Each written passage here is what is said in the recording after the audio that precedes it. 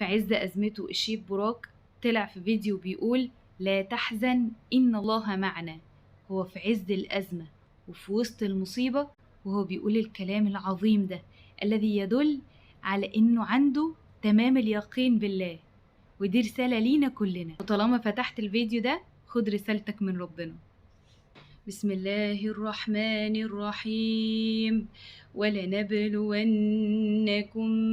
بشيء من الخوف والجوع ونقص من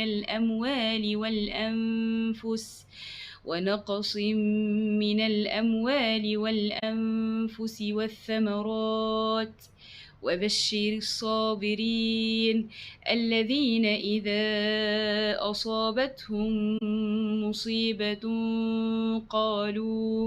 قالوا إنا لله وإنا إليه راجعون.